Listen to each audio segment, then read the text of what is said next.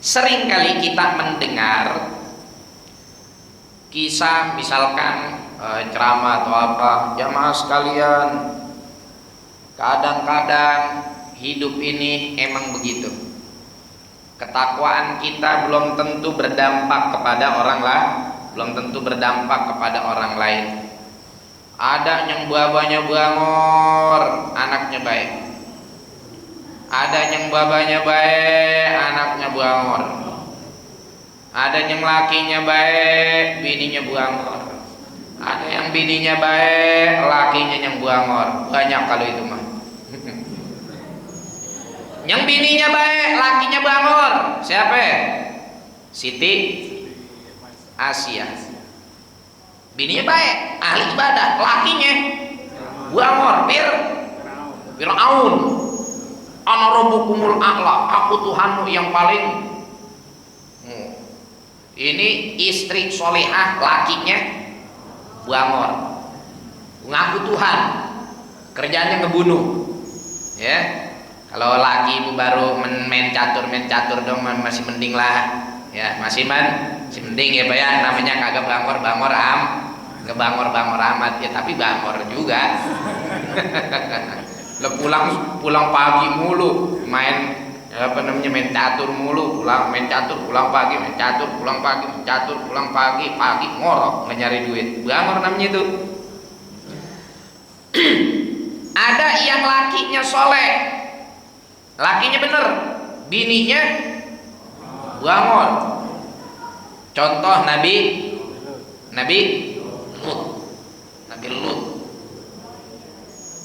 Lut, bininya kaum LGBT. Ya. Ada yang babanya baik, anaknya bengal. Siapa? Contohnya biasanya dicontohin Nabi Nuh, punya anak namanya Kan'an. Ya bunayyarkan ma'ana, tong sini naik kapal sama baba biar selamat. Kata anaknya, ya qala sa'awi ilal jabal ya'simuni minal ma'. Udah baba naik kapal aja, kita mah anak gunung, baru banjir begini mah kita mah hiking. Bengal tuh anak, disuruh beriman gak mau. Ada yang anaknya baik, babanya bangor. Biasanya dicontohnya siapa? Ini menurut banyak ulama contoh yang keliru. Kenapa? Karena kalau kita menjadikan ini sebagai sampel, berarti kita telah meyakini bahwa ayahnya Nabi Ibrahim adalah sosok yang nakal, dalam hal ini tidak beriman. Kalau kita meyakini bahwa ayahnya Nabi Ibrahim adalah sosok yang tidak beriman, berarti nasab Rasulullah tersambung kepada orang yang tidak beriman, bertentangan dengan hadis-hadis dan Al-Quran. Tapi Pak Ustadz, cerita ini kan justru dibilang di dalam Al-Quran, wa makana istighfaru Ibrahim li abi illa an mau'idatin wa'adaha iya. Ya, tidaklah istighfar Ibrahim li abi kepada apa artinya abun? Ayah. Tuh Al-Quran bilang bahwasanya Azar itu adalah ayahnya Ibrahim. Nah, ini yang perlu kita berikan pemahaman kepada jamaah sekalian. Perhatiin baik-baik. Kalimat abun, hamzah dan ba, ini artinya ayah. Yang kita tahu artinya ayah. Dalam bahasa Arab, kalimat abun, ntar dulu sebelum ke situ, saya mau tanya bapak-bapak, kalau ayah itu, ini status buat panggilan dari seorang anak kepada sosok yang melahirkan dia, atau yang menjadi sebab wujudnya dia. Ya, nama ente siapa? Hah? Adiknya nggak diajak? Anak berapa? Anak pertama, ya pantas kalau anak pertama dipanggil kakak. Punya bapak, nama Bapak Eko. Kalau kalimat ayah itu kan berarti panggilan dari saudara kakak kepada Pak Eko. Pak Eko punya ayah namanya Bapak Wagio. Kalimat ayah adalah panggilan dari Pak Eko kepada Bapak Wagio. Tapi kalau saudara kakak manggil kepada Bapak Wagio, panggilannya, nah, kakak memanggil kakek. Tuan siapa? Tuan kakak atau tuan kakek? Ya, tuan kakek. Ya, artinya kalau di kita bahasa Indonesia, ayah itu adalah panggilan untuk orang yang melahirkan kita, bukan melahirkan dalam proses persalinannya ya, tapi penyebab adanya kita. Seperti tadi saudara kakak punya ayah namanya Bapak Eko, maka dia manggil Pak Eko dengan sebutan ayah. Lalu ada sosok namanya Bapak Wagio. Bapak Wagio ayah dari Bapak Eko, tapi buat saudara kakak Bapak Wagio adalah kakek. Dalam bahasa Arab, Bapak Eko bahasa Arabnya abun. Bapak Wagio adalah abun dari Bapak Eko, tapi Bapak Wagio adalah jadun dari kakak. Jadun itu artinya kakek. Ini bahasa Arab standar. Bahasa Arab standar. Dalam bahasa Arab, kalimat abun tidak hanya digunakan untuk ayah kita saja, tapi kalimat abun juga digunakan untuk leluhur bapak kita. Maka dalam hal ini Bapak Wagio adalah abun dari saudara kakak. Paham ya? Kalau kita pakai pemahaman ini, artinya abun itu dalam bahasa Arab bisa artinya bapak, bisa artinya engkong, bisa artinya buyut, bisa artinya terus ke atas, selama nasabnya masih nyambung. Ya, buktinya mana? Nih, di dalam Al-Quran kita kasih contoh. Silakan nanti di dalam Al-Quran Nabi Yakub pernah mesen ketika beliau sakaratul maut. Ya, ketika Nabi Yakub sakaratul maut, Nabi Yakub bilang apa? Ma ta'buduna min ba'di, hai anak-anak. Ntar kalau bapak meninggal, siapa yang ente sembah?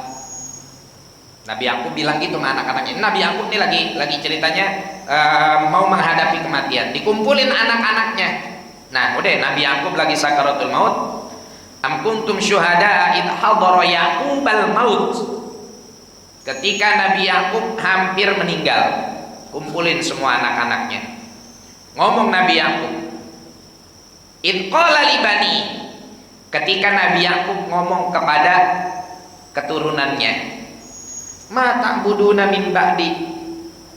Tom, cu, ntar kalau baba mati, lu pada nyembah siapa?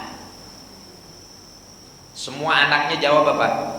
Qalu, anak-anaknya Nabi Yakub bilang, na'budu ilahaka. Udah bah, tenang. Kalau baba udah meninggal, kita tetap akan menyembah kepada Tuhanmu, yaitu Allah. Ini jelas.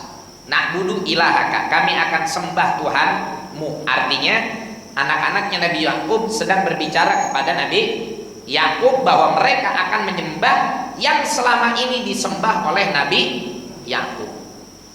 Wa ilaha abaika, dan kami juga akan menyembah Tuhan yang disembah oleh abaika. Abaun atau abau ini jamak dari kalimat abun.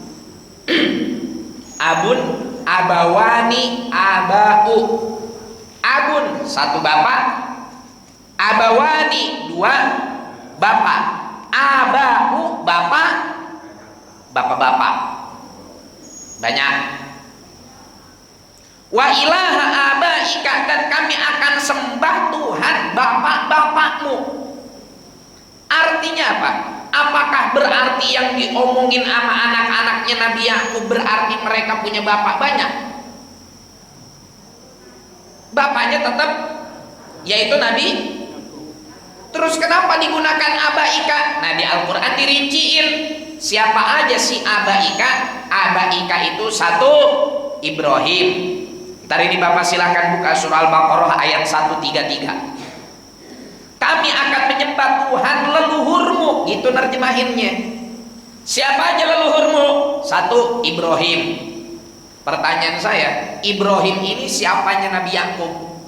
Apa? Kakek. Engkong, kakek. Yakub bin Ishak. Ishak bin Ibrahim. Artinya Al-Quran menggunakan kalimat abun bukan hanya untuk bapak, tapi juga untuk kakek. Ini nggak masalah, karena anaknya Nabi Yakub memang jalur nasabnya kepada Nabi Ibrahim secara langsung lewat perantara Nabi Ishak. Anak-anaknya Yakub, Nabi Yakub, kemudian Nabi Ishak, Nabi Ibrahim. Di antara anak Nabi Yakub siapa? Nabi Yusuf. Oke, udah. Wa ilaha abaika Ibrahim wa Ismaila wa Ishak. Bagi anak-anaknya Nabi Yakub, Nabi Ibrahim ini jatuhnya apa? Kumpi. Buat anak-anaknya Nabi Yakub. Kalau buat Nabi Yakub atau uyut ya, buyut. Ini kan yang ngomong siapa? Anak-anaknya Nabi Yakub. Kita ambil contoh misalkan Nabi Yusuf dan juga dia punya saudara namanya Bunyamin dan yang lain tuh semua yang saudaranya Nabi Yusuf ngomong, udah tenang aja wahai Nabi Yakub, kalau itu udah meninggal kita akan sembah Tuhan dan kita akan sembah Tuhan engkongmu, yaitu Nabi Ibrahim. Nabi Ibrahim adalah engkong bagi Nabi Yakub, berarti bagi Nabi Yusuf buyut. Wa Ismail wa Ishak. Kita ambil dulu Ishak. Ishak siapanya Yakub? Bapak. Tapi buat anak-anaknya Nabi Yakub, Ishak adalah engkong. Ini 3 nama nggak ada masalah. Yakub bin Ishak bin Ibrahim. Yakub anaknya Ishak, Ishak anaknya Ibrahim. Jadi kalimat abun untuk nyebutin bapak, nyebutin kakek, nyebutin buyut. Kakek mengkong jaja juga untuk nyebutin buyut. Tapi kenapa di Al-Quran dipisahkan antara Ibrahim dengan Ishak? Di tengah-tengahnya ada nama Ismail. Ismail engkong langsung dari anak-anaknya Nabi Yakub bukan? Bukan engkong langsung. Nabi Ismail itu encing dari Nabi Yakub, paman, buah berkolot, uang, ketuaan dia. Ismail dulu, baru Ishak. Jadi kalau Lebaran, nyampe ke Babak Kolot, meresenden tuh Babak Kolot. Ya, artinya apa? Nabi Ismail punya adik namanya Nabi Ishak. Nabi Ishak punya anak namanya Yakub. Nabi Yakub punya anak Nabi Yusuf dan saudara-saudaranya. Ini yang ngomong di dalam Al-Quran. Allah sedang mengkisahkan ucapan anak-anaknya Nabi Yakub. Seharusnya kalau kalimat abun hanya untuk baba, engkong dan kumpi, maka siapa yang gak boleh ngikut? Ismail. Tapi kenapa Ismail masuk padahal dia encing? atau encan karena tuaan. Seharusnya pakainya amun kalau dalam bahasa Arab. Na'budu ilahaka wa ilaha abaika Ibrahim wa Ishaq wa ilaha ammika, dan Tuhan dari pamanmu yaitu Ismail. Tapi ternyata kalimat amun atau paman dalam bahasa Arab juga menggunakan lafaz abun. Paham ya? Jadi abun itu dalam bahasa Arab bukan cuma buat bapak doang, bukan cuma buat engkong doang, bukan cuma buat buyut doang, tapi kalimat abun juga buat paman. Maka kesimpulannya, azar disebut di dalam Al-Quran dengan kalimat abun. Maka istighfaru Ibrahim, wa idh qala Ibrahimu li abihi azar. Ketika Ibrahim berkata kepada abinya yaitu Azar, terbukti dalam sejarah Azar adalah orang yang tidak beriman kepada Allah. Maka dengan konsep pemahaman yang tadi, abun yang dimaksud dalam ayat Al-Quran in qala Ibrahimu li abihi Azar, berarti Azar bukan ayah, bukan engkong, bukan kakek, tapi encingnya Nabi Ibrahim. Kalau Azar encingnya Nabi Ibrahim, berarti nasab Nabi Muhammad nyambung ke Azar nggak? Enggak. Udah beda cabang, udah beda ranting. Paham ya? Maka kalimat abun yang dimaksud dari wa in qala Ibrahimu li abihi Azara, abun di situ yang disandang oleh Azar, dia bukan ayahnya Nabi Ibrahim, melainkan dia adalah pamannya Nabi Ibrahim. Dengan begini kita betul dalam memahami hadis Rasulullah bahwa nasabnya sampai kepada Nabi Adam semuanya adalah orang yang beriman. Jadi kalau ada lagi yang ceramah bilang bahwasanya Nabi Ibrahim punya bapak bengal, punya bapak bangor, itu wallahu alam pendapatnya dari mana.